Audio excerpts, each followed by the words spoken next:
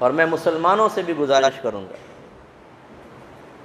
یا علی مشکل کشا کہنا قیودات کے ساتھ بالکل جائز ہے، انبیاء علیہم السلام سے طلب امداد جائز، ہمارے پاس دلائل موجود ہیں، غوث اعظم رضی اللہ تعالیٰ عنہ کی طرف متوجہ ہونا شرعی طریقے سے قیودات کے ساتھ آپ سے طلب امداد جائز ہے۔ لیکن اگر ایک سنی یہ ذہن بنا لے کہ مانگنا ہے تو صرف نبی سے مانگنا ہے، مانگنا ہے تو غوث پاک سے مانگنا ہے، مانگنا ہے تو خواجہ صاحب سے مانگنا ہے، اور اس کو اس طلب کے اندر ایک تڑپ اور ایک کشش اور ایک گہرائی محسوس ہو، جب اللہ سے مانگے تو سطحی پن محسوس ہو، اسے اپنے ایمان کی فکر کرنی چاہیے۔ یہ معرفت خداوندی کی کمی ہے ہمارے اندر کہ جب ہم غوث پاک کو پکاریں تو ایمان مضبوط سا نظر آئے اور بڑا ہی اعتماد نظر آئے، جب اللہ کو پکاریں تو اعتماد میں تزلزل نظر آئے۔ اگر ایسا ہے تو اس مسلمان کو غور کرنا چاہیے۔ وسیلہ شرعن جائز ہے وسیلہ قائم کرنا، لیکن کس نے کہا کہ صرف وسیلہ ہی قائم کرو؟ اب اللہ سے ڈائریکٹ مانگنا تمہارے لیے غلط ہو گیا ہے، نبی سے مانگو، غوث پاک سے مانگو، یا ہر ایک میں وسیلے ہی پیش کرو تب تمہیں ملے گا ورنہ نہیں ملے گا۔ یہ جو ایک ہمارے ہاں بے اعتدالی پیدا ہوئی ہے، یہ صحیح نہیں ہے۔ سب سے پہلے اپنے رب کی طرف متوجہ ہوں۔ میرے استاد محترم کی کتاب پڑھیں، من عقائد اہل سنہ، عبد الحکیم شرف قادری صاحب دامت رحمۃ اللہ علیہ، بہت زبردست عالم دین تھے میرے استاد۔ انہیں اگر آپ دیکھتے نا تو آپ کہتے ہیں یار یہ واقعی اللہ کا ولی ہے، یہ ایسے سادہ آدمی اور ایسا اللہ نے ان کو وجاہت سے نوازا تھا ماشاءاللہ۔ میں نے ان سے بخاری شریف پڑھی ہے اور مجھ سے بڑی محبت کرتے تھے، بہت زیادہ۔ مولانا اکمل کہتے تھے، مولانا اکمل بڑے پیارے استاد تھے، اللہ ان کو جنت الفردوس میں اعلیٰ مقام عطا فرمائے۔ آپ نے اپنی اس کتاب میں لکھا کہ اللہ تعالیٰ سے ہی طلب امداد اولا اور افضل ہے۔ اللہ سے طلب امداد کرنے، وہی مالک ہے، خالق ہے، پوری کائنات کے دست قدرت اس کے ہاتھ میں ہے۔ ہاں میرے اللہ کی عادت کریمہ ہے کہ وہ جو عطا فرماتا ہے وسیلے سے ہی عطا فرماتا ہے۔ وسیلے کی طرف نسبت جو ہے وہ اللہ کی طرف ہی ہوتی ہے۔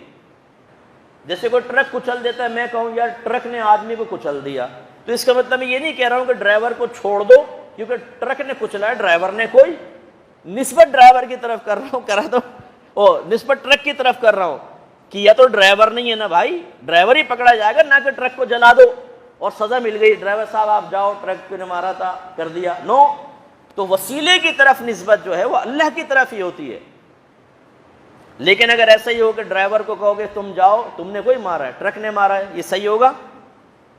بس یہ سمجھے کہ جب وسیلے کی طرف اتنی توجہ ہو جائے کہ خالق کو ایک معاذ اللہ ایک کم اہمیت کا حامل سمجھا جانا شروع ہو جائے، ماں بات پہ یا غوث اعظم دستگیر تو کہے یا اللہ نہ کہے، اس کے زبان سے نہ نکلے اور کہے تو وہ اجنبیت سی محسوس کرے، اس میں تھوڑا سا توجہ کرنی چاہیے، ہماری عوام کو توجہ کرنی چاہیے۔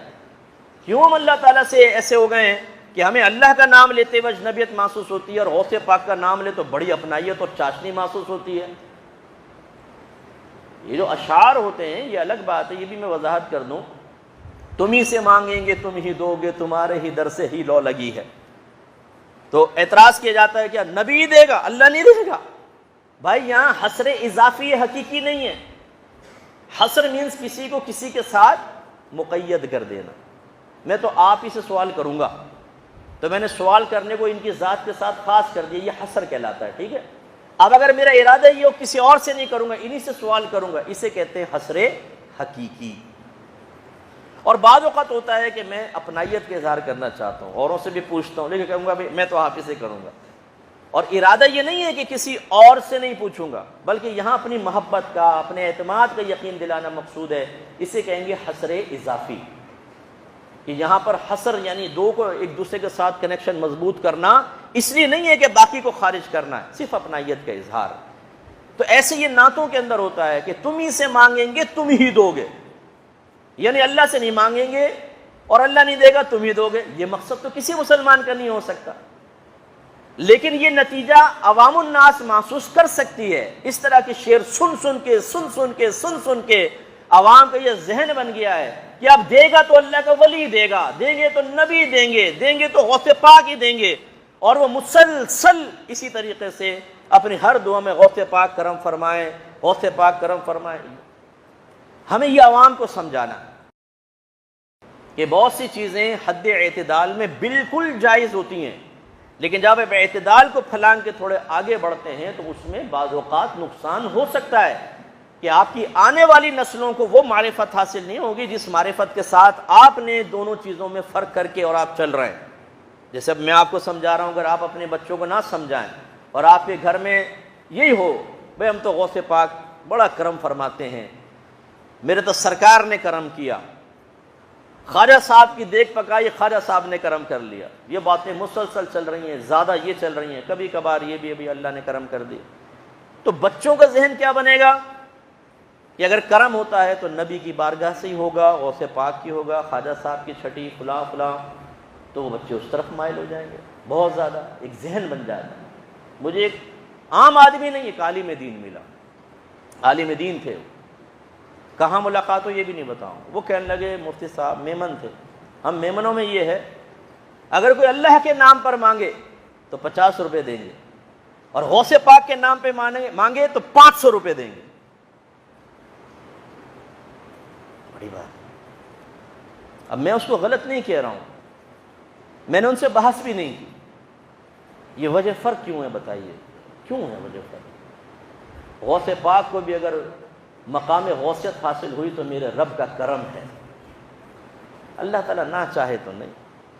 آپ حضرت کو غوث کہہ کے چپڑ جائیں گے کہ حضور ہماری حاجات پوری کریں، کیونکہ حضرت مقام غوثیت پر نہیں ہے نا، اس کا مطلب ہے غوث ہوگا تو وہ غوث اللہ نے بنایا، ان کو مقام مرتبہ دیا، لیکن آپ اس انداز سے چیز کو بیان کر رہے ہیں کہ جس میں غوث پاک سے اظہار عقیدت تو ہے لیکن تقابل میں اللہ کا ذکر کر رہے ہیں، اس تقابل سے عام ذہن کیا نتیجہ مرتب کرے گا مجھے بتائیے؟ میں اس کا بھی مخالف ہوں، اور میں نے کئی جگہ جلسوں کے اندر برملا ٹوکا ہے اور کویسچن کیا ہے نقیب محفل سے، نعرہ تکبیر میں 1 ہاتھ اٹھاؤ، نعرہ رسالت میں 2 ہاتھ اٹھاؤ، کیوں؟ میں نے ایک نقیب محفل سے کہا، میں نے کہا کیوں؟ اللہ کے نام پر 1 ہاتھ اور غوث سرکار کے نام پر 2 ہاتھ کیوں؟ مجھے سمجھاؤ، کیا ہے اس کے پیچھے لاجک، کیا کہنا چاہتے ہو؟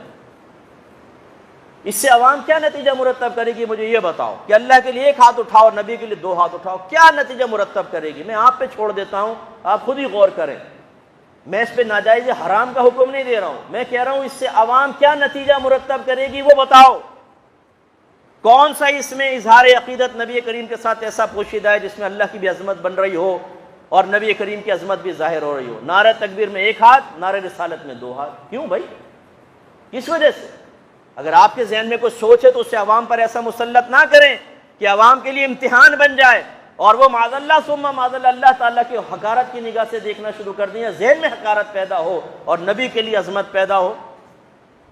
اور میں آپ کو چیلنج کرتا ہوں، آپ سے کویسچن کرتا ہوں، اگر نبی کریم کے سامنے کوئی کہتا کہ نعرہ تکبیر پہ 1 ہاتھ اٹھاؤ اور میرے نبی کے نعرے پہ 2 ہاتھ اٹھاؤ، بتائیں آپ کے نبی کیا کہتے ہیں؟ دیانتداری سے سوچ کے مجھے بتائیں کیا کہتے ہیں آپ کے نبی؟ پسند کرتے اس بات کو؟ میں دلیل دیتا ہوں آپ کو، سرکار کو صحابہ کے پاس سے گزرے، وہ ہمارے نبی کو حضرت موسیٰ علیہ السلام پر فوقیت دے رہے تھے کہ ہمارے نبی کے کمالات زیادہ ہیں۔ سرکار نے ارشاد فرمایا، رک گئے سرکار، فرمایا مجھے موسیٰ پر فوقیت مت دو۔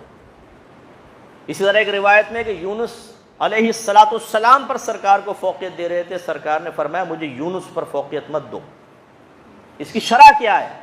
شرح میں لکھا تھا کہ انداز کچھ ایسا تھا کہ نبی کے کمالات بیان ہو رہے تھے اور موسیٰ علیہ السلام کے لیے کچھ تحقیر کا سا پہلو نکل رہا تھا، لہذا نبی کریم نے اس کو منع فرمایا کہ مجھے اس انداز سے فوقیت نہ دو کہ کسی نبی کے لیے تحقیر کا پہلو نکلے، ورنہ میرے آقا نے خود فرمایا انا سید الاولین والآخرین، میں پہلوں کا بھی سردار ہوں، میں بعد والوں کا بھی سردار ہوں۔ لیکن کیا کسی کے لیے تحقیر کا کوئی لفظ کہا سرکار نے؟ نہیں، یہ سرکار نے، کیونکہ صحابہ کرام قیامت تک کے لوگوں کے لیے ایک ذریعہ ہدایت تھے، ان کا ایک ایک عمل نوٹ کیا جانا تھا، اس کو فالو کیا جانا تھا۔ میرے آقا نے احتیاط بتائی اس طریقے سے ذکر نہ کریں میرا کہ کسی نبی کے لیے کوئی تحقیر کا پہلو نکلے، یہ سرکار نے منع فرمایا۔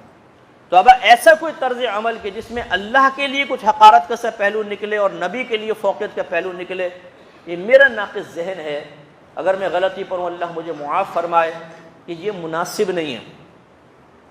اور یہ جو ہے ہاتھ اٹھانے والا، اگر آپ کے سامنے بھی کہے اس سے کہیں بھائی خدا کے واسطے کچھ بتاؤ اس میں لاجک کیا پوشیدہ تھی وہ آپ بتا دیجئے، تاکہ اس لاجک کا پھر تجزیہ کیا جائے کہ بھئی واقعی اس میں ایمانی گہرائی کتنی پوشیدہ ہے، اس کے اعتبار سے پھر خاص طور پہ ہم جیسا آدمی اپنی اصلاح کر لے۔